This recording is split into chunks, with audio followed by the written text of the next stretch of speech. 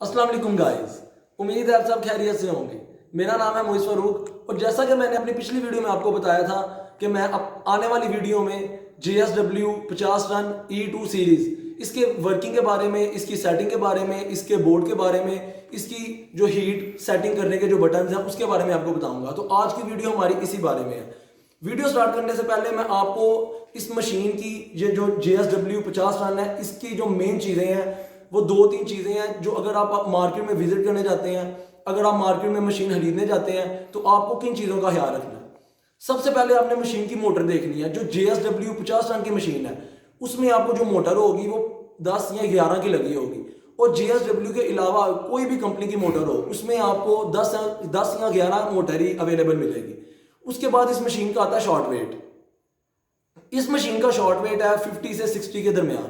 Short wait का मतलब होता है कि मशीन कितने ग्राम का पीस बना सकती है या कितने ग्राम का पीस वो जो प्रोडक्ट है वो कितने ग्राम तक मैन्युफैक्चर कर सकती है। तो जो 50 टन की मशीन है वो 50 से 60 ग्राम के बीच में ही जो प्रोडक्ट है वो आपका बना सकती है।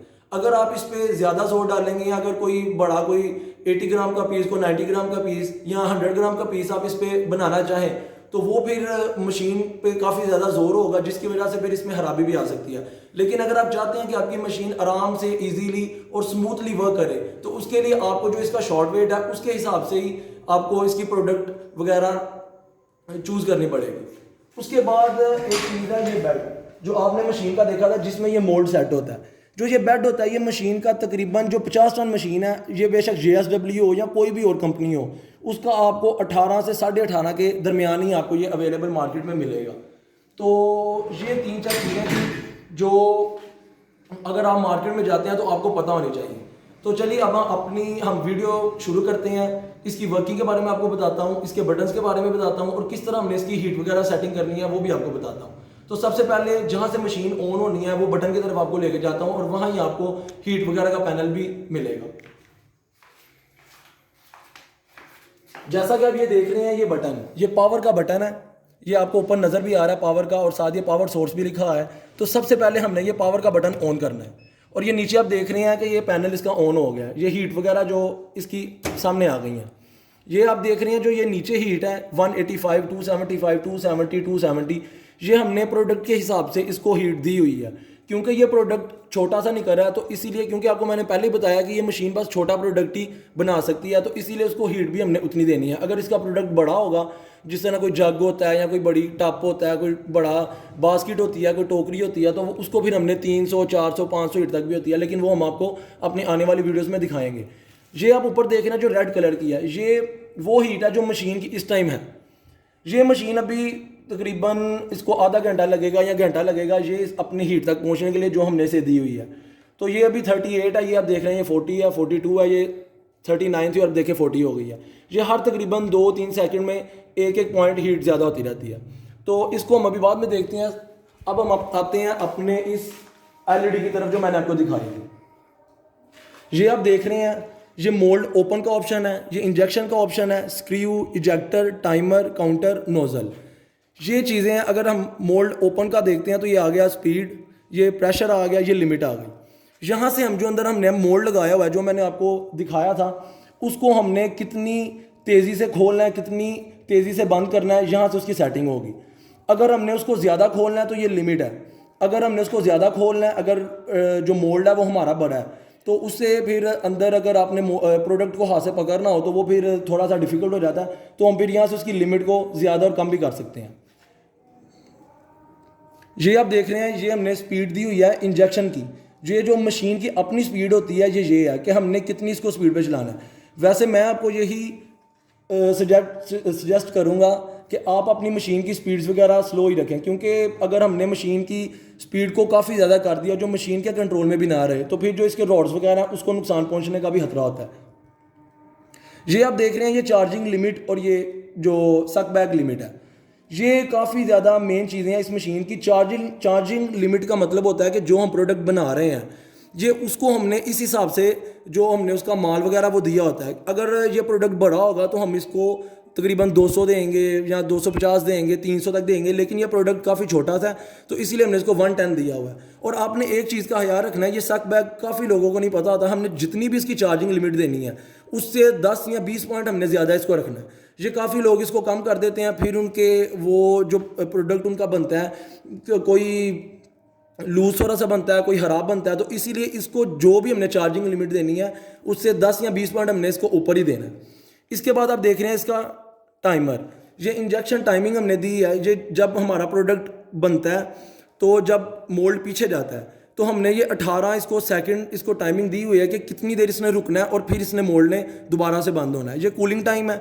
ये कूलिंग टाइम का मतलब होता है कि हमने अगर इसको 2 देते हैं, 3 देते हैं तो ये मशीन का वैसे ज़ोर काफ़ी लगता है, लेकिन इससे ये हो जाता है कि हमारा पीस काफ़ी क्लियर हो जाता है। ऑटो टाइम है। ऑटो टाइम का मतलब है कि जो मोल्ड है हमारा वो कितनी देर खुल के दोबारा से बंद हो, तो ये 4 सेकंड हमने दिया हुआ है। ये 4 सेकंड में हमारा मोल्ड खुलेगा और दोबारा से बंद हो जाएगा।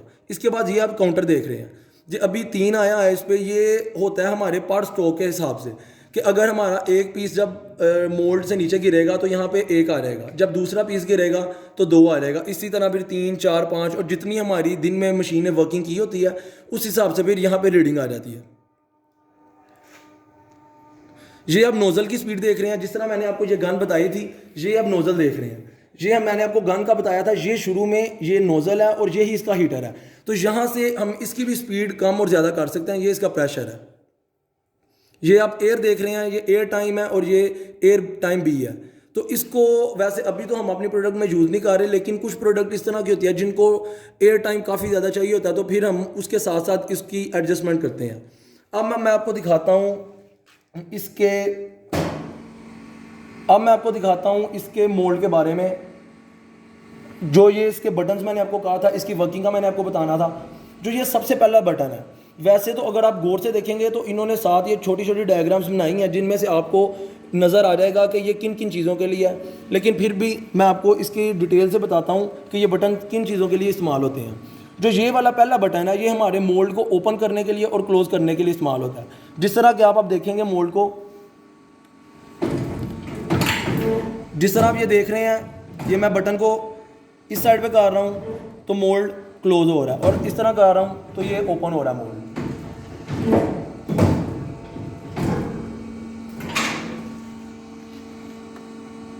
और एक और चीज़, अगर हम इस विंडो को ओपन कर देते हैं, मैंने आपको पहले भी बताया था कि इसमें सेंसर्स लगे होते हैं, ये जब तक विंडो ने साथ नहीं लगना तब तक ये बटन वर्क नहीं करेंगे। ये भी हमारी सेफ्टी के लिए सेंसर होते हैं कि अगर हमें कोई मशीन के अंदर कोई मसला हो गया है तो ये खुदा ना खास्ता खुद ही ना बंद हो जाए, इसीलिए उन्होंने ये सेंसर लगाए होते हैं। ये देख रहे हैं आप, ये बटन इसके वर्किंग नहीं कर रहे। ये जब मैंने साथ ही विंडो को क्लोज किया, साथ ही इसकी वर्किंग स्टार्ट हो गई है।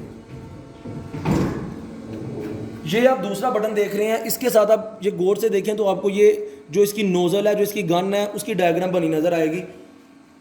ये जिस तरह आप देख रहे हैं कि मैं इसको जब इसकी मूवमेंट कर रहा हूँ तो साथ साथ गन की भी मूवमेंट हो रही है। ये बटन हमारी गन के लिए इस्तेमाल होता है। ये जो साथ आप बटन देख रहे हैं, ये बटन होता है या ऑटो पे करना है अगर आपने, या अगर आपने इसको हैंड पे करना है। हैंड पे मतलब कि अगर आपने प्रोडक्ट अपने हाथ से पकड़ना है तो इसीलिए आपको इसकी ज़रूरत होगी। अगर आपने इसको हैंड के ऑप्शन पे कर दिया, अगर आपने इसको ऑटो पे के ऑप्शन पे कर दिया तो ये ऑटोमेटिक पीस नीचे गिरेगा और खुद ही मोल्ड बंद हो जाएगा।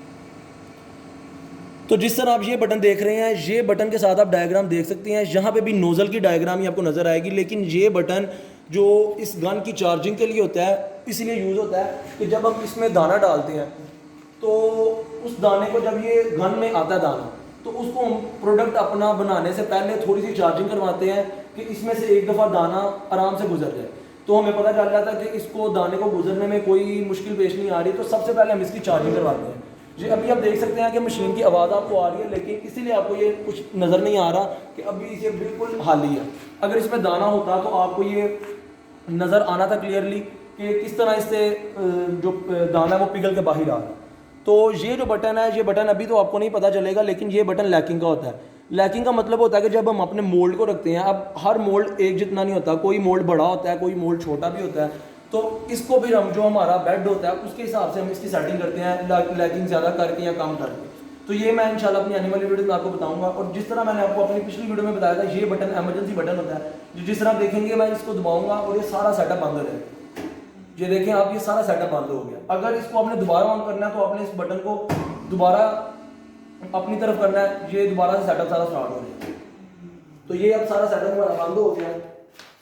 अब आप ये देख रहे हैं हीट वगैरह, ये तब 39, 40, 42 इसी तरह थी, और अब देख रहे हैं 108 हो गई है, 117, 114, इस तरह 164। ये हीटर्स का भी होता है कोई मसला, कोई सर्दियों में ये आराम से काम करते हैं, क्योंकि आपको पता है सर्दी होती है तो वो गन फिर आराम से हीट अप होती है। तो यहाँ से अब हम दोबारा अपना ये सारा सेटअप बंद कर देंगे। तो आज की वीडियो हमारी इसी के मुतल्लिक थी। उम्मीद करते हैं आपको हमारी वीडियो पसंद आई होगी। अगली वीडियो में हम आपको इसकी प्रोडक्शन के बारे में बताएंगे, और आपको हम बताएंगे कि आप अगर JSW 50 टन या 50 टन की कोई भी कंपनी की मशीन अगर आप ये सेटअप स्टार्ट करना चाहते हैं तो आपको कितनी इन्वेस्टमेंट की ज़रूरत है, और आप कितनी इन्वेस्टमेंट में मंथली कितना अर्न कर सकते हैं। अगर आप ये मशीन लगाएं आपको ये कितना आपको मंथली प्रॉफिट दे सकती है, और ये कितनी आपके लिए फ़ायदेमंद है। तो उम्मीद करते हैं आपको हमारी वीडियो अच्छी लगी होगी। इंशाल्लाह आगे अगली वीडियो में आपको बहुत सारी इंफॉर्मेटिव चीज़ें देखने को मिलेंगी। तो अगर आपने अभी तक हमारा चैनल सब्सक्राइब नहीं किया तो हमारा चैनल सब्सक्राइब करें, हमारी वीडियोस को लाइक करें। तब तक के लिए अपना ख्याल रखिए। टेक केयर, अल्लाह हाफिज़।